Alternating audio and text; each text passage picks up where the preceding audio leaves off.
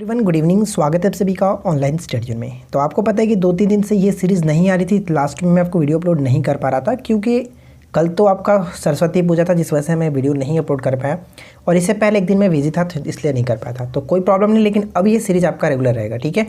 यहाँ पर मैं छोटा सा एक बदलाव किया हूँ, और वो बदलाव ये है कि जो मैंने आज होमवर्क दिया था मॉर्निंग में 17 फरवरी को, इसका टेस्ट मैं अभी नहीं ले रहा हूँ क्योंकि कमेंट आपका आ रहा था कि होमवर्क कंप्लीट नहीं हो पा रहा है। इस वजह से टेस्ट आप मत लीजिए, इसके एक दिन बाद टेस्ट लीजिए ताकि हम अपने होमवर्क को अच्छी तरीके से कंप्लीट कर पाएँ। तो मैंने भी सोचा कि बिल्कुल सही है कि अगर आप आज पढ़ते हैं और कल आप टेस्ट देंगे तो थोड़ा सा आपके माइंड पे प्रेशर पड़ेगा कि हाँ आपने कल पढ़ा था, क्या याद है क्या नहीं याद है। इसलिए मैंने आपको जो 17 फरवरी का आपका होमवर्क दिया था वो 18 फरवरी को टेस्ट होगा, उसी तरह से अल्टरनेट डेज पे चलेगा, ठीक है। तो इस वीडियो को एंड तक देखिए, इसमें 60 MCQ दिए गए हैं, देखते हैं कितना आप स्कोर पर कर पाते हैं। तो चलिए शुरू करते हैं। फ्रेंड्स, आप अपनी कैटेगरी से अनुसार अपना कट ऑफ देख लीजिए कि आपको कितना स्कोर करना है। वीडियो अच्छी लगे तो लाइक कर दीजिएगा, साथ ही साथ चैनल को सब्सक्राइब करके नोटिफिकेशन बेल को ऑल पे ऑन जरूर रखें, तभी आपको रोजाना नोटिफिकेशन मिलेगी। तो चलिए शुरू करते हैं। सबसे पहले बात करते हैं कि लास्ट क्यूज में जो मैंने क्वेश्चंस पूछा था उसका राइट आंसर क्या होगा। क्वेश्चंस ये था कि निम्नलिखित में से जिस एक शासक ने ईस्ट इंडिया कंपनी को दीवानी प्रदान की थी वह था।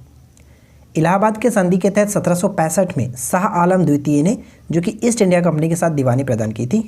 ऑप्शन हम यहाँ पे सी को टिक करेंगे।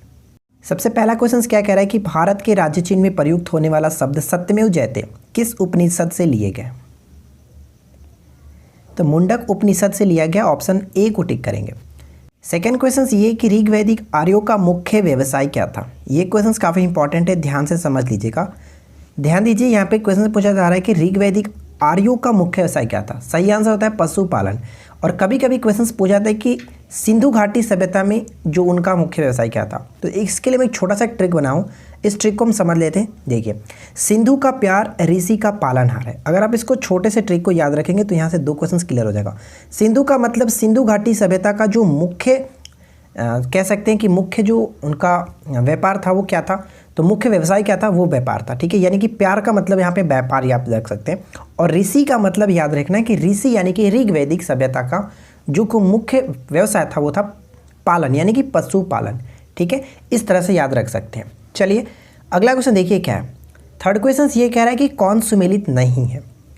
तो बताइए कि निम्नलिखित में से कौन सुमेलित नहीं है। एक तरफ जो कि वंश दिया गया और दूसरी तरफ संस्थापक है। तो यहाँ पे सही आंसर होता है ऑप्शन डी, राष्ट्रकूट वंश की स्थापना। यहाँ पे विजयालय आप जो देख रहे हैं वो गलत है, क्योंकि विजयालय जो थे वो चोल वंश के संस्थापक थे। राष्ट्रकूट के संस्थापक दंती दुर्ग ने की थी। हम यहाँ पे छोटे से पॉइंट्स में पढ़ सकते हैं कि राष्ट्रकूट वंश की स्थापना 752 ईस्वी में दंती दुर्ग ने की थी, जिसकी राजधानी मन्याखेत थी, आपको पता था। दंती दुर्ग ने अपने शासन की शुरुआत बदामी के चालुक्य शासकों के सामंत के रूप में की थी। ये पॉइंट इंपॉर्टेंट है। क्वेश्चन नंबर 4, सैयद बंधुओं का पतन किसके समय में हुआ। सैयद बंधुओं का पतन किसके समय में हुआ। इस क्वेश्चन का सही आंसर हो जाता है ऑप्शन सी, मोहम्मद शाह, ठीक है। मोहम्मद शाह, जिनको हम लोग रंगीला बादशाह के नाम से जानते हैं। अगला क्वेश्चन की निम्न में से कौन सा व्यय सार्वजनिक व्यय पर संसदीय नियंत्रण का अंग नहीं है। सार्वजनिक व्यय पर संसदीय नियंत्रण का अंग नहीं है। ऑप्शन बी करेक्ट आंसर होगा, भारत का नियंत्रक एवं महालेखा परीक्षक, ठीक है। नेक्स्ट क्वेश्चन क्या कह रहा है कि भारत में मतदान की आयु सीमा 21 वर्ष से घटाकर के 18 वर्ष कब की गई थी। ये क्वेश्चन इतना बार पूछा गया कि मैं आपको क्या बताऊं, बहुत बार रिपीट क्वेश्चन है कि 21 वर्ष से घटाकर के 18 वर्ष की गई थी, और वो था 1989 यानी 61वें संविधान संशोधन के तहत ये की गई थी। 21 वर्ष से घटाकर के 18 वर्ष, ठीक है। 1989, ऑप्शन बी को टिक करेंगे। देखिए नेक्स्ट क्वेश्चन क्या कह रहा है कि किसी विधानसभा में कोई धन विधेयक निम्न में से किसकी अनुमति के बिना प्रस्तुत नहीं किया जा सकता है। तो इसका सही आंसर क्या होगा, राज्यपाल, ठीक है। राज्यपाल की अनुमति के बिना जो कि प्रस्तुत नहीं किया जा सकता है। क्वेश्चन नंबर 8, 73वां संविधान संशोधन संबंधित है। तो बताइए कि 73वां संविधान संशोधन किससे संबंधित है। पंचायती राज प्रणाली, ऑप्शन सी को टिक करेंगे, पंचायती राज प्रणाली से। नेक्स्ट क्वेश्चन की 42वें संविधान संशोधन द्वारा जोड़ा गया नया अनुच्छेद कौन सा था। 42वें संविधान संशोधन 1976 के तहत कौन सा यहाँ पे नया अनुच्छेद जोड़ा गया था। तो नया अनुच्छेद जोड़ा गया था 51 के क, और 51 के क के अंतर्गत क्या आता है, मूल्य कर्तव्य, ठीक है। ऑप्शन हम बी को टिक करेंगे। यहाँ से मैं 2 क्वेश्चंस पूछता हूँ। अच्छा, एक कमेंट ये भी आ रहा था कि सब चीज़ मैं पूछ ही लूँगा तो मैं बताऊँगा क्या। तो मुझे आप ये बताइए कि मैं 60 क्वेश्चंस में आपसे कितने क्वेश्चंस पूछता हूँ यार। और अगर आपको ये प्रॉब्लम हो रही है ना क्वेश्चंस बताने में, तो आप बिल्कुल भी मत बताया कीजिए, मैं आपसे फोर्स नहीं करता हूँ। मैं बस उन्हीं लोगों के लिए बोलता हूँ जिनको लगता है कि वो क्वेश्चंस को कर सकते हैं। तो बस मैं इसीलिए पूछता हूँ ताकि आपका रिवीजन हो जाए, माइंड पे थोड़ा सा जोर पढ़ के रखे, आप क्वेश्चंस को कर सकते हैं। और ज़्यादा टफ क्वेश्चन नहीं पूछता हूँ, जो चीज़ मैंने करा रखा है वही को पूछता हूँ। फिर भी आपको प्रॉब्लम हो रही है तो आप ऐसा क्वेश्चंस का राइट आंसर बिल्कुल भी ना दिया करें। उतना आप टाइम वेस्ट मत किया करो यार, कोई प्रॉब्लम नहीं है। तो मैं आपसे क्वेश्चंस पूछता हूँ, बताइएगा कि मूल्य जो कर्तव्य है वो किस देश के संविधान से ग्रहण किया गया था और कौन सी समिति के अनुशंसा पर ग्रहण किया गया था। दोनों चीज़ों को कमेंट करके बताइएगा, ठीक है। चलिए देखिए, नेक्स्ट क्वेश्चन ये कि किस मुगल बादशाह का मूल नाम रोशन अख्तर था। ये क्वेश्चन भी इंपॉर्टेंट है। किस मुगल बादशाह का मूल नाम रोशन अख्तर था। तो मोहम्मद शाह का मूल नाम जो था वो रोशन अख्तर था, जिसको रंगीला बादशाह के नाम से भी जाना जाता था। ये चीज़ ध्यान रखिएगा। एक चीज़ मैं आपको और क्लियर कर दूँ फ्रेंड्स, अगर आप हमारे ऑनलाइन टेस्ट सीरीज़ से नहीं जुड़े हैं, जो कि रेगुलर आपको व्हाट्सएप पे ऑनलाइन टेस्ट दिया जा रहा है, जिसकी कीमत मैंने आपको बताया था कि पूरे फरवरी महीने के लिए 30 रुपये रखा गया। जो लोग जुड़ना चाहते हैं, और काफ़ी लोग जुड़ भी चुके हैं, रेगुलर प्रैक्टिस सेट भी कर रहे हैं काफ़ी अच्छे तरीके से, रैंकिंग लिस्ट भी जारी की जा रही है।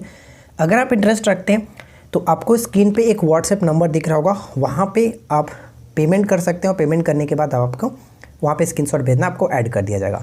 रेगुलर 10 बजे शाम को, यानी 10 बजे रात को कह सकते हैं, शाम को नहीं, रेगुलर 10 बजे रात को ये ऑनलाइन टेस्ट होती है, जिसमें 50 क्वेश्चन दिए जाते हैं। मैंने आपको ऑलरेडी एक वीडियो बना करके बताया था।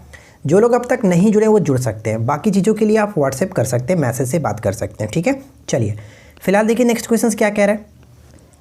नेक्स्ट क्वेश्चन ये है कि निम्न अखबारों में से कौन सा मुख्यतः उदारवादियों की नीतियों का प्रचारक था। उदारवादियों की नीतियों का प्रचारक था, क्वेश्चंस का राइट आंसर होगा लीडर, ठीक है। अच्छा, लीडर जो अखबार है इसके संपादक कौन थे, मदन मोहन मालवीय, ठीक है, मदन मोहन मालवीय। नेक्स्ट क्वेश्चन की उपन्यास दुर्गेश नंदिनी के लेखक कौन है। दुर्गेश नंदिनी उपन्यास के लेखक कौन है। डी को टिक करेंगे, बंकिम चंद्र चटर्जी। ध्यान रखिएगा, बंकिम चंद्र चटर्जी से 2-3 पुस्तकें और भी है जो कि पूछी जाती है, जैसे आनंदमठ सबसे इंपॉर्टेंट है, वंदे मातरम हमारा राष्ट्रीय गीत जो है वंदे मातरम, ये भी इन्हीं के है, दुर्गेश नंदिनी, और एक और याद रख सकते हैं कपाल कुंडला, ये सभी इंपॉर्टेंट है। चलिए अगला क्वेश्चन क्या है कि भारत एवं पाकिस्तान का विभाजन किस योजना के तहत हुआ था।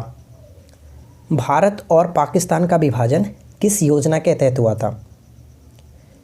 तो ऑप्शन हम डी को टिक करेंगे, इनमें से कोई नहीं, क्योंकि आपको पता है माउंटबेटन योजना के तहत हुआ था, जिसको 3 जून योजना के नाम से भी जाना जाता है। नेक्स्ट वन क्या कह रहा है कि निम्नलिखित कथनों पर विचार कीजिए। फर्स्ट और सेकंड पॉइंट्स को पढ़िए और बताइए कि कौन सा कथन सही है। तो फर्स्ट पॉइंट क्या कह रहा है कि रेगुलेटिंग एक्ट 1773 द्वारा कलकत्ता में उच्चतम न्यायालय यानी कि सुप्रीम कोर्ट की स्थापना की गई थी, बिल्कुल सही है। यहाँ पे ध्यान दीजिएगा, रेगुलेटिंग एक्ट 1773 के द्वारा कहा जा रहा है, में नहीं कहा जा रहा है, क्योंकि इसकी स्थापना 1774 में की गई थी, ठीक है। तो ये पॉइंट बिल्कुल सही है। सेकेंड पॉइंट है कि भारतीय दंड संहिता वर्ष 1860 में लागू की गई, तो ये बिल्कुल सही है। तो हम यहाँ पे कह सकते हैं ऑप्शन सी बिल्कुल सही होगा। 1 और 2 दोनों सही आंसर है, ऑप्शन सी को टिक करेंगे। नेक्स्ट क्वेश्चन क्या कह रहा है कि निम्नलिखित युगों में से कौन सा एक सही सुमेलित नहीं है। तो बताइए कि कौन सही सुमेलित नहीं है। तो Pitt's India act 1784, Warren Hastings के समय में डॉक्ट्रिन्स ऑफ लैप्स डलहौजी बिल्कुल सही, इल्बर्ट बिल लॉर्ड रिपन के संबंध में सही है। सभी कथन यहाँ पे सही है, सॉरी ऑप्शन डी को टिक करेंगे, यानी कि सभी जो मिलान है वो बिल्कुल सही है। नेक्स्ट क्वेश्चन क्या है कि निम्नलिखित युगों में से कौन सही सुमेलित है। तो अच्छे से पढ़िए और बताइए कि कौन सही तरीके से सुमेलित है। चंपारण सत्याग्रह के साथ महात्मा गांधी जुड़े थे, बिल्कुल सही। अहमदाबाद मिल श्रमिकों के जो हड़ताल की गई थी वहाँ पर भी महात्मा गांधी ही जुड़े थे, ये पॉइंट गलत हो जाता है। खेड़ा सत्याग्रह के साथ वल्लभ भाई पटेल, ये बिल्कुल सही है। यानी फर्स्ट और थर्ड यहाँ पे सही हो रहा है, इसलिए ऑप्शन सी को टिक करेंगे।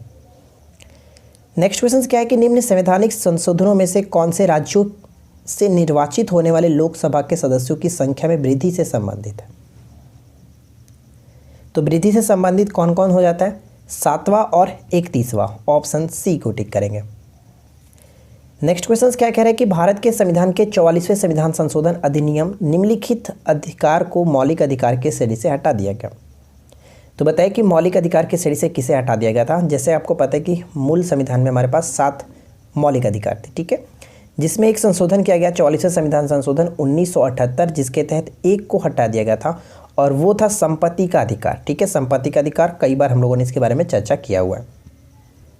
नेक्स्ट क्वेश्चन है कि संघ की कार्यपालिका शक्ति राष्ट्रपति में निहित होगी जिनका प्रयोग वह स्वयं या अपने अधिकारियों के द्वारा करेगा। तो ये किस अनुच्छेद में वर्णित है? संघ की कार्यपालिका शक्ति राष्ट्रपति में निहित है, ये बात कही गई है आर्टिकल 53 में। ठीक है, 53 बिल्कुल सही आंसर है। 51 की बात करें तो इसमें क्या क्या है, अंतर्राष्ट्रीय शांति और सुरक्षा से संबंधित है। और 57 में ये कहा जाता है कि कोई भी व्यक्ति चाहे कितनी बार भी वो राष्ट्रपति पद के लिए निर्वाचित हो सकता है। ठीक है, ये चीज़ ही कही गई है। यानी इस क्वेश्चन का राइट आंसर ऑप्शन सी होगा, याद रखेंगे। नेक्स्ट क्वेश्चन है कि सूची 1 को सूची 2 के साथ सुमेलित कीजिए। यानी एक तरफ विद्रोह है और दूसरे तरफ जिस राज्य में ये हुआ वो आपको मैच करना है। तो चलिए हम इसको एक एक करके मैच करके देखते हैं। पहला पॉइंट क्या कह रहा है कि मोपला विद्रोह, तो मोपला विद्रोह केरल में हुआ था, बिल्कुल सही, जो कि 1921 में हुआ था। ठीक है, क्वेश्चंस को ध्यान में रखिएगा। और सेकंड की बात करें पौना विद्रोह, तो पौना विद्रोह का संबंध क्या है, बंगाल से, यानी बी का 3 के साथ। तो देखिए ए का 1 बी का 3 सिर्फ और सिर्फ एक ही ऑप्शन में मिल रहा है, राइट आंसर हमारा हो जाता है ऑप्शन ए को टिक करेंगे। ठीक है, चलिए, और बाकी को भी आप याद रखेंगे। ए का आंदोलन की बात करें तो ये अवध में हुआ था, बिरसा मुंडा विद्रोह। बिहार और झारखंड उस वक्त एक में था, यहाँ पे झारखंड या फिर बिहार को मैच कर सकते हैं। नेक्स्ट क्वेश्चन है कि महात्मा गांधी के नेतृत्व में चलाया गया चंपारण का नील सत्याग्रह 1917 का संबंध क्या था?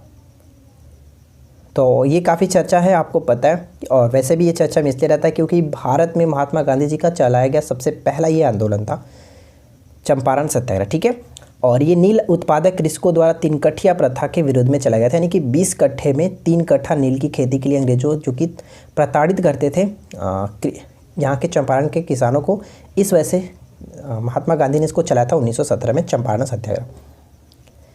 नेक्स्ट क्वेश्चन ये कह रहा है कि त्वरण ज्ञात करने का सही सूत्र कौन सा है? न्यूटन के गति के प्रथम समीकरण के अनुसार अगर हम देखें तो क्या होता है, आपने डेफिनेटली वो समीकरण पढ़ा होगा कि v बराबर u प्लस at होता है। ठीक है, ये होता है गति के समीकरण का पहला जो इक्वेशन होता है। ठीक है, अगर हम यहाँ पे देखें तो v minus u equal to at हो जाएगा, और हमें त्वरण निकालना है यानी कि एक्सेलरेशन निकालना है। तो अगर हम यहाँ पे a निकालें तो क्या हो जाएगा, v माइनस यू अपॉन में t, ये हो जाएगा। तो अगर हम ऑप्शंस देखें तो क्या है, a बराबर v माइनस यू अपॉन में t, यानी ऑप्शन ए को टिक कर सकते हैं। नेक्स्ट क्वेश्चन है कि किसी भी स्थिर या फिर गतिशील वस्तु की स्थिति और दिशा में तब तक कोई परिवर्तन नहीं होता है जब तक उस पर कोई बाह्य बल सक्रिय ना हो या फिर आरोपित ना हो। तो इस क्वेश्चन का राइट आंसर क्या होगा, किसका नियम है ये? तो सही आंसर होता है कि न्यूटन के गति के विषय का प्रथम जो नियम है जस्ट यही है, या फिर हम कह सकते हैं जड़त्व का नियम भी। ठीक है, ऑप्शन ए को टिक करेंगे। नेक्स्ट क्वेश्चन देखिए क्या कह रहा है कि नाभिकीय रिएक्टर में इनमें से कौन सा ईंधन का काम करता है? नाभिकीय रिएक्टर में इनमें से कौन सा ईंधन का काम करता है? ईंधन के रूप में हम कह सकते हैं यूरेनियम का इस्तेमाल किया जाता है, ऑप्शन बी को टिक करेंगे। नेक्स्ट वन है कि निम्नलिखित में से किसका प्रयोग प्रशीतन में किया जाता है? प्रशीतन के रूप में किया जाता है किसका प्रयोग? फ्रीऑन। ठीक है, फ्रीऑन, ऑप्शन सी को टिक करेंगे, फ्रीऑन। नेक्स्ट वन देखिए, मलेरिया रोग का कौन सा वाहक है? मलेरिया रोग का वाहक कौन सा, यानी कि वेक्टर इसका कौन सा होता है? मलेरिया रोग जो होता है वो प्रोटोजोआ के कारण होता है, और इसमें कौन सा प्रोटोजोआ होता है? मदा एनोफिलीज मच्छर के कारण होता है, ध्यान रखिएगा, मदा एनोफिलीज मच्छर के कारण।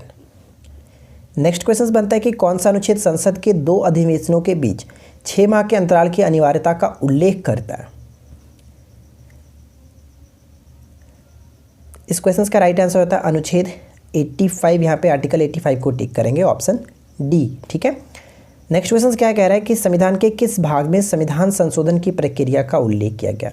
आर्टिकल 85 जो हम लोगों ने ऊपर में देखा था, लोकसभा को भंग कर जो किया जाता है वो आर्टिकल 85 के तहत राष्ट्रपति भंग करते हैं, ये ध्यान रखिएगा। और संविधान संशोधन की प्रक्रिया भाग 20 में, ठीक है, आर्टिकल 368 संविधान संशोधन की प्रक्रिया ये साउथ अफ्रीका से लिया गया, ये चीज़ भी याद रखेंगे। अगला क्वेश्चन क्या है कि निम्नलिखित में से कौन सा समूह केंद्रीय कर से संबंधित है? केंद्रीय कर से संबंधित है, तो ऑप्शन हम यहाँ पे क्या टिक करेंगे? बी सही होगा, उत्पाद शुल्क, सीमा शुल्क और आयकर, ये सभी के सभी जो होता है फिर ध्यान रखेंगे केंद्रीय कर तो है, साथ ही में अप्रत्यक्ष कर भी है, ये याद रखिएगा। अगला क्वेश्चन की पंचवर्षीय योजना, ठीक है, 5वीं पंचवर्षीय योजना का अभिगम पत्र किसने तैयार किया था? 5वीं पंचवर्षीय योजना का अभिगम पत्र किसने तैयार किया था? सी को टिक करेंगे, डीपी धर, ठीक है, डीपी धर। अगला प्रश्न ये कह रहा है कि निम्न कथनों पर विचार कीजिए। फर्स्ट और सेकंड पॉइंट्स को पढ़िए और बताइए कि उपरोक्त में से कौन सा कथन सही है। तो फर्स्ट पॉइंट ये कह रहा है कि केंद्रीय सरकार ने कर ढांचे की जांच हेतु 1991 में प्रोफेसर राजा जे चैलैया की अध्यक्षता में एक समिति गठित की थी। बिल्कुल सही है। करों की जांच के लिए 1991 में चैलैया समिति की अध्यक्षता में एक समिति गठित की गई थी, ठीक है। चैलैया समिति सिर्फ प्रत्यक्ष कर के जांच हेतु गठित की गई थी। तो ध्यान रखिएगा यहाँ पे फर्स्ट पॉइंट तो सही है लेकिन सेकंड गलत है, क्योंकि यहाँ पे प्रत्यक्ष नहीं, सिर्फ और सिर्फ प्रत्यक्ष नहीं, अप्रत्यक्ष कर के लिए भी था। तो यहाँ पे हमारा फर्स्ट सही है, सेकंड गलत है। ऑप्शन ए को टिक करेंगे, केवल और केवल एक सही आंसर हो जाता है। नेक्स्ट वन क्या कह रहा है कि ग्रामीण गरीबी उन्मूलन के लिए पूरा मॉडल अपनाने का समर्थन किसने किया था। पूरा मॉडल अपनाने का समर्थन किसने किया था। डॉक्टर एपीजे अब्दुल कलाम, ए को टिक करेंगे। नेक्स्ट क्वेश्चन ये है कि भारत में न्यूनतम मजदूरी अधिनियम कब लागू किया गया था। भारत में न्यूनतम मजदूरी अधिनियम जो लागू किया गया था 1948 में लागू किया गया था, बी को टिक करेंगे। अगला क्वेश्चन कि निम्नलिखित में से कौन सा एक शास्त्रीय नृत्य नहीं है। निम्नलिखित में से कौन सा एक शास्त्रीय नृत्य नहीं है। तो ध्यान रखिएगा, कथक जो होता है वो उत्तर भारत कह सकते हैं, जैसे कि ये उत्तर प्रदेश और राजस्थान का शास्त्रीय नृत्य के रूप में जाना जाता है। उड़ीसी की बात करें तो उड़ीसा का शास्त्रीय नृत्य है। मणिपुर का शास्त्रीय नृत्य है। लेकिन गरबा जो है गुजरात का एक लोक नृत्य है, इसलिए ऑप्शन सी को टिक करेंगे, एक शास्त्रीय नृत्य नहीं है। नेक्स्ट पॉइंट बनता है कि यूरेनियम के रेडियो एक्टिव विघटन के फलस्वरूप अंततः क्या बनता है। यूरेनियम के रेडियो एक्टिव विघटन के फलस्वरूप अंततः क्या बनता है। तो जो भी रेडियो एक्टिव पदार्थ होते हैं वो विघटन के फलस्वरूप सीसा बन जाता है। ऑप्शन डी को टिक करेंगे। नेक्स्ट वन कि वायु की आर्द्रता मापने के लिए कौन सा यंत्र प्रयुक्त किया जाता है। वायु की आर्द्रता, ध्यान रखेंगे, आर्द्रता के मापन के लिए हाइग्रोमीटर, ठीक है, हाइग्रोमीटर। ऑप्शन ए सही आंसर है। नेक्स्ट क्वेश्चन की जेलीफिश के नाम से जाना जाता है। जेलीफिश के नाम से जाना जाता है। ऑप्शन सी को टिक करेंगे, अरीलिया, ठीक है।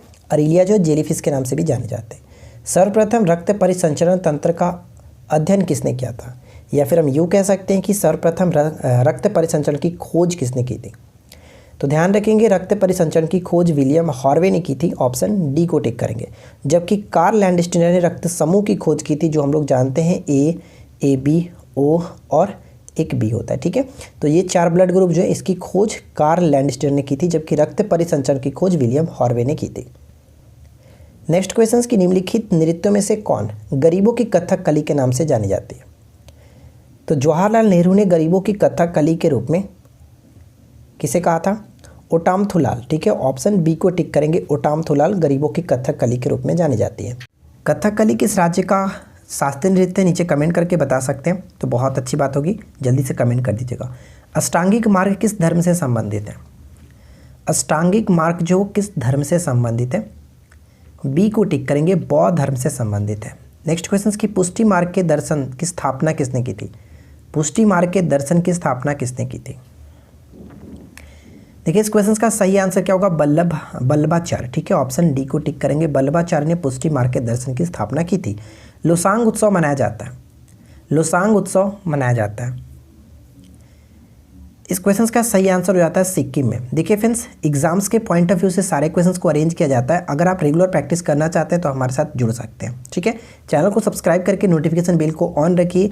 यहाँ पे हम लोगों ने, ये हमारा आज 29वां सेट है, ठीक है। इससे पहले हम लोगों ने 28 सेट देख लिया है और लूसेंट के काफ़ी अच्छे अच्छे क्वेश्चंस अब तक रिवाइज हो चुके हैं और रोज़ाना इसी तरह से आपका रिवाइज होता रहेगा। आप हमारे साथ रेगुलर प्रैक्टिस कर सकते हैं। डेली शाम को 8 बजे ये वीडियो आती है, आप वहाँ पर हमारे साथ प्रैक्टिस कर सकते हैं, ठीक है। तो बताइए इस क्वेश्चन का राइट आंसर क्या है। नीति आयोग का पूर्ण रूप क्या है, यानी नीति आयोग का फुल फॉर्म क्या होगा। तो यहाँ पे सही आंसर क्या होगा, national institution for transforming India. Option A को टिक करेंगे। योजना आयोग के स्थान पर 1 जनवरी 2015 में नीति आयोग की स्थापना की गई थी। नेक्स्ट क्वेश्चन की निम्नलिखित में से कौन सा कथन असत्य है। और मैं आपको साथ साथ बता दूं कि कुछ क्वेश्चंस को मैं मॉडिफिकेशन कर देता हूं, यानी कि कुछ क्वेश्चंस को तोड़ मोड़ करके अच्छे क्वेश्चंस में बदलने की कोशिश करता हूं। देखिए, अगर हम बात करें कि निम्नलिखित में से कौन सा कथन असत्य है, तो फर्स्ट पॉइंट क्या कह रहे हैं कि आईसी पर सिलिकॉन की परत होती है। आईसी जो चीफ होता है उस पर सिलिकॉन की परत होती है, बिल्कुल सही है। और सिलिकॉन की बात करें तो यह पृथ्वी पर ऑक्सीजन के बाद सबसे अधिक पाया जाने वाला तत्व है। तो ये पॉइंट भी बिल्कुल सही है। थर्ड पॉइंट की बात करें तो सिलिकॉन की खोज 1830 में स्वीडन के अर्थशास्त्री, स्वीडन के रसायन शास्त्री जॉन्स जैकब ब्रेजेलियस ने की थी। देखिए ये पॉइंट गलत है, ब्रेजेलियस ने की थी ये सही है, लेकिन 1824 में की गई थी, ये ध्यान रखेंगे, ये पॉइंट गलत हो जाता है। और आवर्त सारणी में इसके 14वें स्थान पर रखा गया, जो कि बिल्कुल सही है। तो ऑप्शन सी को टिक करेंगे, 1824 होना चाहिए। जो जो चीज़ें हम लोगों ने ऊपर में देखा वो सभी चीज़ें यहाँ पे नोट डाउन की गई है, चाहो तो आप स्क्रीनशॉट भी ले सकते हैं। ठीक है, चलिए अगला क्वेश्चन देखिए क्या कह रहा है कि धुमकुरिया किस जनजाति की सामाजिक संस्था है? धुमकुरिया किस जनजाति की सामाजिक संस्था है? तो ओराव, ऑप्शन ए को टिक करेंगे, ओराव। और मैंने आपको इससे पहले बताया कि ओराव जो जनजाति होती है, जनजाति जो है वो झारखंड से बिलोंग करती है। सर्वाधिक अनुसूचित जनजाति आबादी संकेंद्रित है। अनुसूचित जनजाति यानी कि शेड्यूल जो ट्राइब है उनके बारे में बात की जाती है, एसटी। ठीक है, जनजाति यानी कि शेड्यूल ट्राइब, एसटी। तो सर्वाधिक अनुसूचित जनजाति की बात करें तो मध्य प्रदेश यहाँ पे सही होगा। अगर एससी की बात की जाती तो वहाँ पे हमारा उत्तर प्रदेश को टिक करते हैं। चलिए अगला क्वेश्चन कि निम्नलिखित में से कौन सा एक छत्तीसगढ़ में अवस्थित है? कौन सा राष्ट्रीय उद्यान जो यहाँ पे छत्तीसगढ़ में स्थित है? तो देखिए यहाँ पे मैं आपको बताता हूँ, इंद्रावती राष्ट्रीय उद्यान जो है वो छत्तीसगढ़ में स्थित है। ठीक है, राजाजी राष्ट्रीय उद्यान आपको पता है उत्तराखंड, डांडेली जो है वो कर्नाटक, और बांधवगढ़ राष्ट्रीय उद्यान जो कि मध्य प्रदेश में पड़ता है। चलिए अगला क्वेश्चन देखिए। नेक्स्ट क्वेश्चन बनता है कि मध्य प्रदेश में जीवाश्म राष्ट्रीय उद्यान स्थित है। तो इस क्वेश्चन का सही आंसर क्या होगा? मध्य प्रदेश में जीवाश्म राष्ट्रीय उद्यान मांडला में स्थित है, ऑप्शन बी को टिक करेंगे। कुछ पॉइंट्स मैंने यहाँ पे नोट डाउन किया, आप इसको पढ़ सकते हैं कि जीवाश्म राष्ट्रीय उद्यान भारत के मध्य प्रदेश राज्य में डिंडोरी जिले में स्थित एक पौधे के जीवाश्म का राष्ट्रीय उद्यान है, यानी कि मांडला। ठीक है, इसकी स्थापना 1968 में की गई थी। मध्य प्रदेश का सबसे छोटा राष्ट्रीय उद्यान है, यह डिंडोरी जिले के शाहपुर के पास स्थित मांडला में पड़ता है। नेक्स्ट क्वेश्चन क्या कह रहे हैं कि थीन बांध किस नदी पर बनाया गया? तो बताइए कि थीन बांध जो वो किस नदी पर बनाया गया?